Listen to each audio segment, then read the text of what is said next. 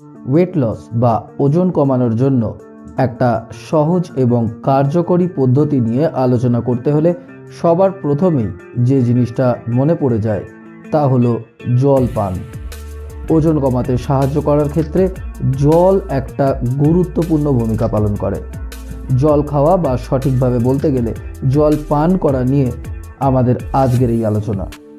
যদিও বলা যেতে পারে এই আলোচনাটা যারা প্রয়োজনের চেয়ে বেশি বা কম জল পান করেন তাদের জন্য একইভাবে গুরুত্বপূর্ণ। তাহলে আসুন জেনে নেওয়া যাক কিভাবে জল পানের মাধ্যমে আপনার স্বাস্থ্যের উন্নতির সাথে সাথে কিভাবে ওয়েট লসও করা যেতে পারে। নমস্কার, স্বাস্থ্য সুন্দর চ্যানেলের পক্ষ থেকে আমি সন্দীপ সকল দর্শক শ্রোতা বন্ধুদের অনেক ধন্যবাদ জানাই এই ভিডিওটি দেখার জন্য। ভিডিওটি ভালো লাগলে লাইক, কমেন্ট, শেয়ার এবং অনুগ্রহ করে চ্যানেলটিকে সাবস্ক্রাইব করতে ভুলবেন না। সাধারণত আমরা যখন খাই তখন আমাদের শরীরের তাপমাত্রা বেড়ে যায় এবং আমাদের ডাইজেস্টিভ সিস্টেম বা হজমের প্রক্রিয়া দ্রুত কাজ করতে শুরু করে। আবার অপরদিকে যখন আমরা জল পান করি তখন পানীয় জল শরীরের তাপমাত্রা কমিয়ে দেয়, যার ফলে হজমের প্রক্রিয়া ধীরে চলতে থাকে। হজমকে অপটিমাইজ করার জন্য যে কোনো খাবার খাওয়ার কমপক্ষে 30 মিনিট আগে এবং খাবারের 1 ঘন্টা পরে এই সময়ের মধ্যে জল পান করবেন না। এতে হজমের প্রবলেম হতে পারে। কিছু ক্ষেত্রে অবশ্যই কিন্তু এটা চ্যালেঞ্জিং, কিন্তু এই পরিবর্তনটি করা আপনাকে ব্যাপকভাবে উপকৃত করতে পারে, কারণ বেশিরভাগ স্বাস্থ্য সমস্যাই দুর্বল হজমের কারণে হয়ে থাকে। যদিও খেতে খেতে গলা আটকে গেলে জল খাওয়া যেতেই পারে, আবার যে কোনো মিল বা খাবারের প্রায় 30 মিনিট আগে জল খাওয়া আপনার পেট ভরাতে সাহায্য করে, পূর্ণতার অনুভূতি তৈরি করে, যার ফলে জল পান আপনার খাওয়ার পরিমাণকেও অনেকটা কমিয়ে দিতে পারে। একে বলা হয় প্রি মিল হাইড্রেশন। যদি খাবার পরে জল খাবার প্রবল আকাঙ্ক্ষা দেখতে পাওয়া যায়, সেক্ষেত্রে খাবারের পরে জল দিয়ে ভালো করে মুখ ধুয়ে ফেলুন। দেখবেন এটা আপনার জল পানের তৃপ্তির অনুভূতি দেবে। তেমনই 7-10 দিনের মধ্যে খাবারের আশেপাশে জল পান করার ইচ্ছা বা অভ্যাসকেও রোধ করতে সাহায্য করবে। ধীরে ধীরে চুমুক দিয়ে জল পান করুন। একেবারে একসাথে অনেকটা জল পান করা কিন্তু ক্ষতিকর হতে পারে। আসলে আমাদের পাকস্থলী হজমের জন্য এক ধরনের গ্যাস্ট্রিক জুস তৈরি করে, যা অ্যাসিডিক। আবার আমাদের মুখের ভেতরের লালার যে পিএইচ ভ্যালু তা কম থাকাতে সেটা মৌলিক। ধীরে ধীরে জলে চুমুক দেওয়া এটা নিশ্চিত করে যে জল আমাদের জিভ এবং মুখে স্পর্শ করে তা লালার সাথে মিশে যায়।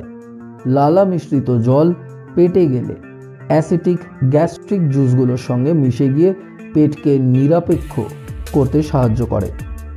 জল সরাসরি গিলে পান করলে পরবর্তীকালে হার্নিয়া, অ্যাপেন্ডিসাইটিস, এমনকি প্রস্টেট ক্যান্সারের মতো স্বাস্থ্য সমস্যা হতে পারে।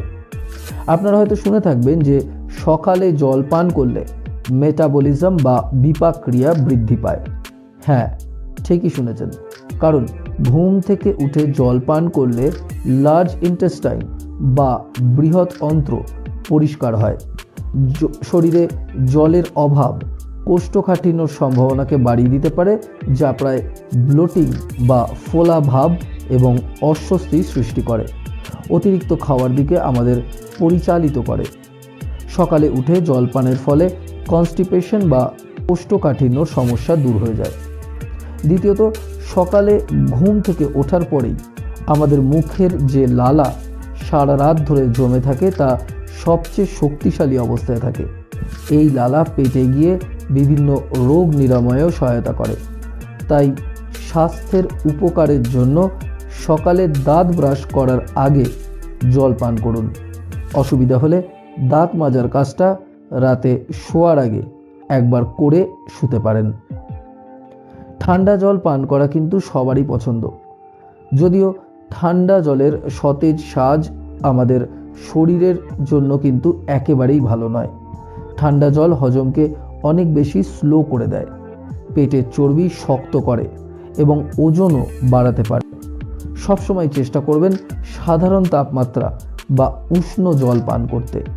যদি একান্তই ঠান্ডা জল পান করতে চান তাহলে যে কোনো মাটির পাত্র যেমন মাটির কলসিতে জল রেখে পান করতে পারেন।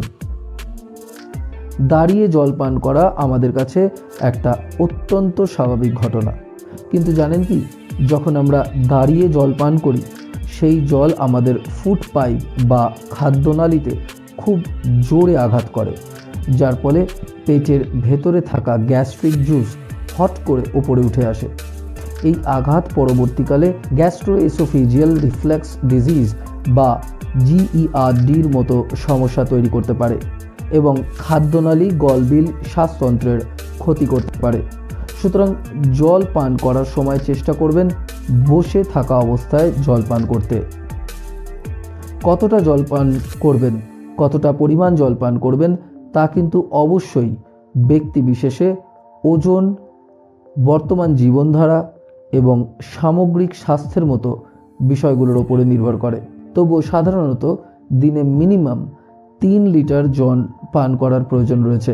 জল পান করা উজ্জ্বল ত্বক বা শক্তির মাত্রা বৃদ্ধির জন্য যেমন ভালো, তেমনি মাথা ব্যথা, ক্লান্তি, ডিহাইড্রেশনের মতো উপসর্গগুলো এড়ানোর জন্য ভালোভাবে হাইড্রেটেড থাকাও অত্যন্ত গুরুত্বপূর্ণ। পর্যাপ্ত পরিমাণে হাইড্রেটেড থাকা ক্ষুধা নিয়ন্ত্রণ করতে পারে, তৃষ্ণার কারণে ঘটতে পারে এমন অতিরিক্ত খাওয়া রোধ করতে পারে। খাবারের সময় তরল ভিত্তিক খাবারও ওজন কমাতে সাহায্য করতে পারে।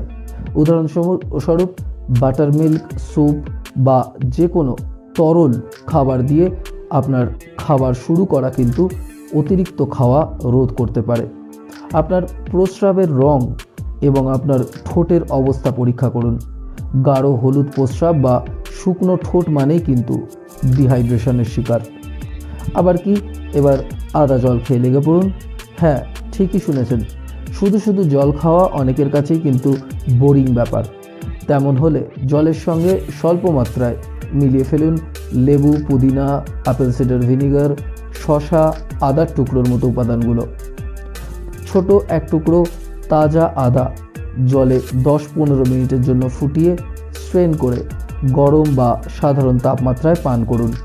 অ্যাপেল সিডার ভিনিগারে অ্যাসিটিক অ্যাসিড রয়েছে যা বিপাক বৃদ্ধি করতে পারে।